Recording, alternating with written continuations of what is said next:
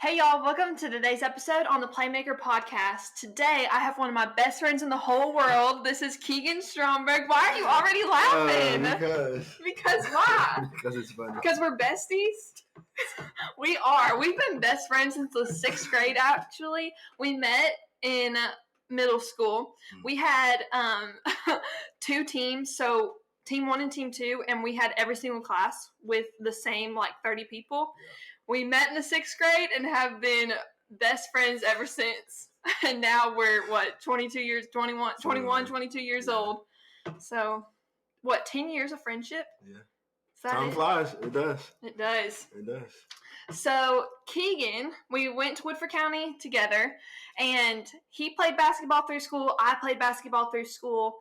And when, after my car wreck, he was one of the guys that would come over and check on me when I was, stuck at home and wanted to be at school with my friends and, with the basketball team. He was one of those guys that came, checked on me, and was just there for me through it all.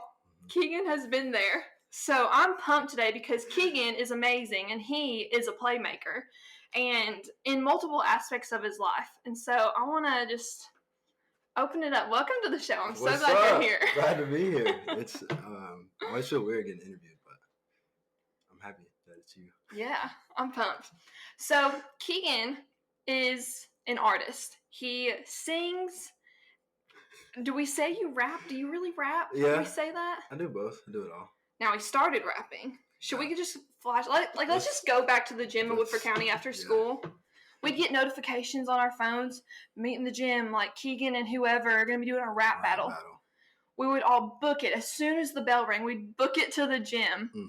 And at center court, at where the tip-off happens on the basketball court, 2 of the guys would be in there ready for a rap battle, and we would all form a circle around them and ready, phones out, ready to hype them up, record this. That's all Snapchat stories were after school on those days. It typically was on Fridays. Yeah, usually before a football game. Yes. Yeah, it was funny because now that I think about it, we live in kind of, not a uppity or a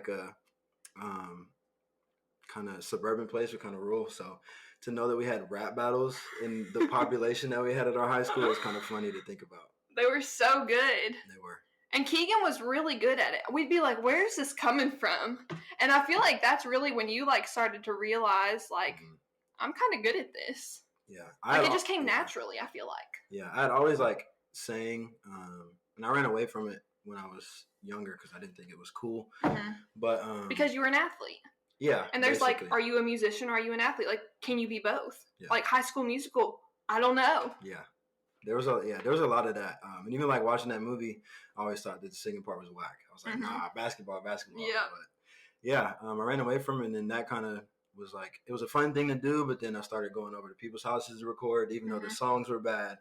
But and then from there, my mom got me a program, and it's been a rap ever since. Yeah, it's definitely been a passion, and that's been cool.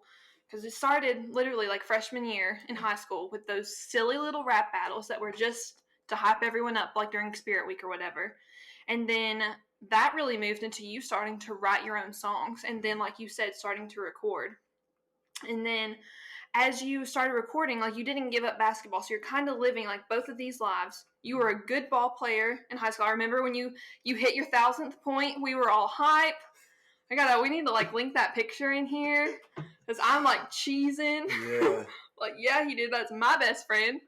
But that in high school is when Key Sounds was invented. Yeah. I think, because I had 5 different Instagram names in high school. And then I think when I got to college, I changed it to Key Sounds. And it's still the same. All my socials are Key Sounds. So, now I'm trying to change it to just Keagan. But part of the evolution. Yeah.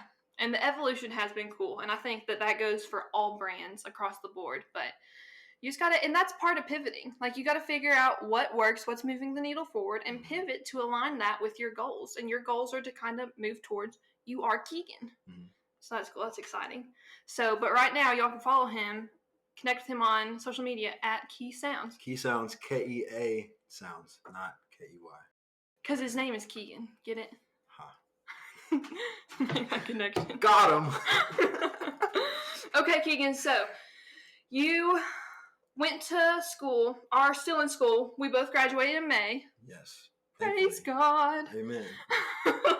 But you went to school in Atlanta. You go to Oglethorpe University, and you initially went there for basketball. Mm-hmm. Just tell us a little bit about that journey. Last year of high school was trying to play basketball somewhere. One of the only spots that had interest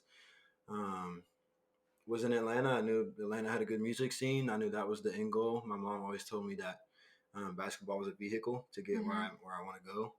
So it got me there, and I'm still there, even though we're online. Shout out to COVID, but yeah, it's been good, and it's definitely helped because while they don't have like a big creative kind of major or anything like that, there's a lot of opportunities to perform and kind of showcase your talent. So even at a small scale, I've been able to kind of work on my craft, even if it's not like an official thing. So right. Now, one of the hardest things I know you were battling was your sophomore year. You're in basketball season, and you started to feel this pull, and it might have happened before this, I don't know, that wasn't what you were supposed to be doing anymore. Like it was, like you knew that was the season you were supposed to be in. You knew you were supposed to be there, but then music was just what was your passion, what was driving you, and it wasn't so much basketball anymore. And you actually ended up walking away from basketball after your sophomore season. Yeah. Like, how hard was that?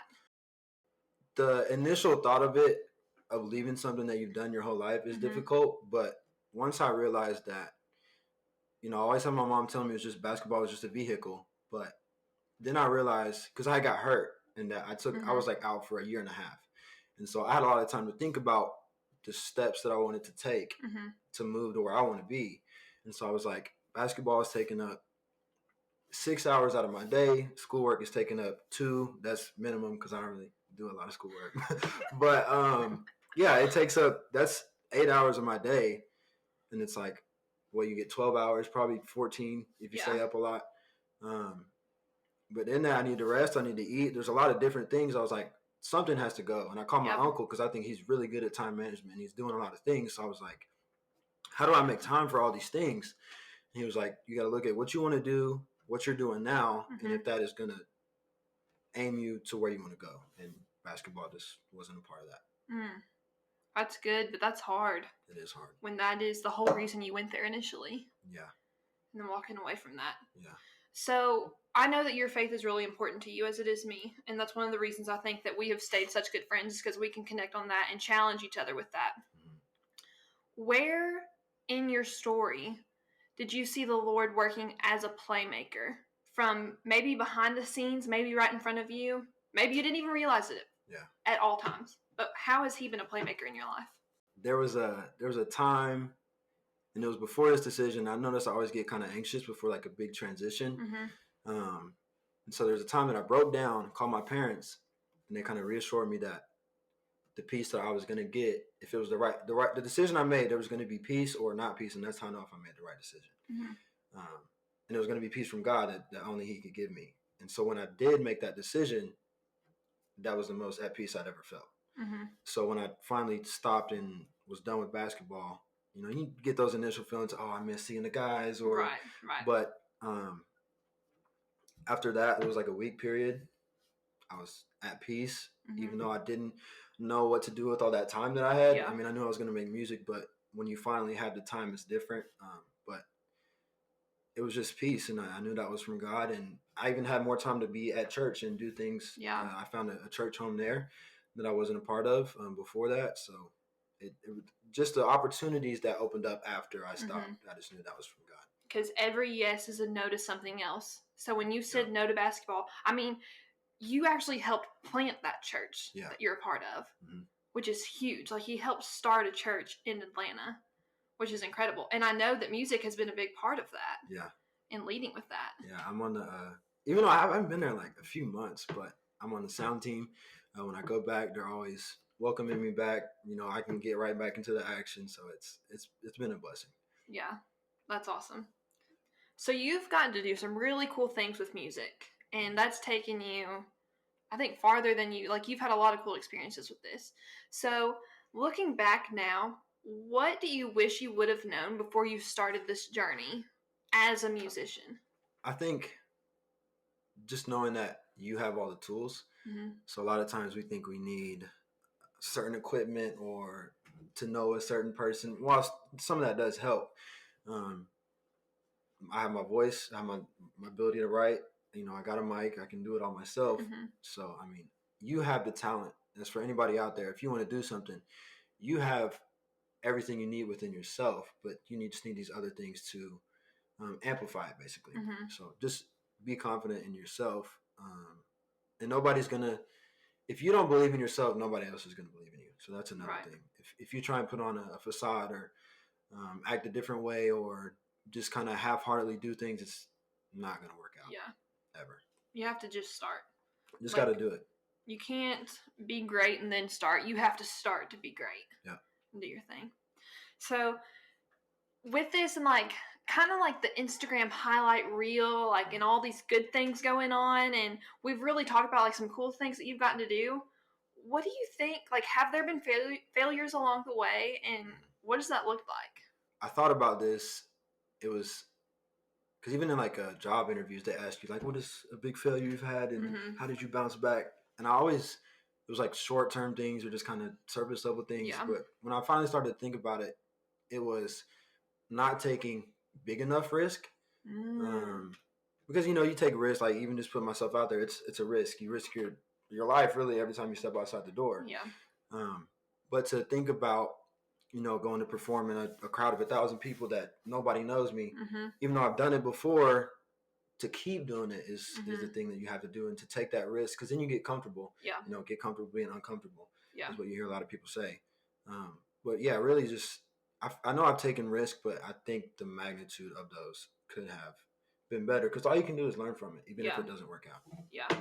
Yeah, that's good. I love that. Be comfortable being uncomfortable. You have to take uncomfortable action to be able to get things that you haven't had before and that you desire to get. Because it builds up. Yes. Do one thing uncomfortable, that gets comfortable. The uncomfortableness gets bigger. Right. But you don't see it as that because you've continually built. Right. It's the baby steps, the little training in there. And I think that it's been cool for me, launching this, and you with putting yourself out there with music. We've gotten to talk about that, and I'm like, Keagan, I need you to read this, look at this, what do you think of this, is this idea crazy? And you have been super encouraging with that, and I know it's gonna feel weird, and you're like, is this a mistake? But do it anyway. Got to. You just got to put it out there. And that's what you've done. You've shown me songs before, and you're like, should I? What do I do? And I'm like, someone needs to hear that. Yeah. Yeah. Yeah. Brendan Burchard says one day when he's looking at the Lord, the Lord, he just pictures himself saying, the Lord asking him, how faithful were you to the dreams that I have sown in your heart? That's huge. Oh, I got chills. That's huge. It's so big. Yeah. Okay, so as you've been a playmaker clearly in your life with walking away from basketball to pursue music more in depth, and just because you know that is the dream that you have, and that is what you have heard from the Lord to continue to pursue. So what does your routine look like? Have you, we know successful people have to have structure. Yeah. So is there something that you have to start your day with, or that you do throughout the day that you're going to have a better day if you do X, Y, Z? I know I have a better day. There's things that I know that I shouldn't do. So from the time that I wake up. That's good. So one of those things is looking at my phone. And this is hard in the Instagram, Twitter, TikTok, everything that's vying for our attention. I know that if I don't look at my phone and I have a journal and I go in my journal and I just write how I feel, or what I thought about the night before, or what I'm thinking about as soon as I wake up, how I want the day to go, whatever it is, just kind of a word jot on the journal. Go eat, go do, quiet time. And then after that, I'm so much better, because then the thing about getting on your phone is it takes away your attention, and then you feel like you have to keep looking at it. Even when you go, you might brush your teeth and then, I'll check it again. Or you go fix your food, I'm checking it. Stop it. Because when you don't do it from the beginning, it's not in your mind. Yeah. So it's just get rid of it altogether. Check the time or whatever. Stop your alarm, but put it face down. Don't look at it. And then when you need to call somebody, text somebody, check Instagram when you want to. it's easier to have that restraint from keeping on it the whole time. That's good. What not to do. That's really good. Now, what could you give us as some tactical things for us to do in order to be better playmakers ourselves in our own lives? If we're maybe if we're like, we have a dream, but we're like, I don't know how to do this, or we know where we're going, but like, what can I do better to be a better playmaker? What do you suggest? Something that's been big for me recently is to write it down. And there's some crazy statistic about it. It's like if you write down your goals, they're 55 or 44. It's one of those, it's a double number, but % more to be achieved. So I think writing it down, because then even in the Bible it says write it down, make it plain. You get to see it. It keeps you accountable to yourself. If you have a mirror, write it down on your mirror. But you see it every day, sometimes when you wake up, where you just go back and check, okay, how far am I along on what I wanted to do? Okay, I'm not. And then when you write it down, you can kind of put baby steps under it to get to that point.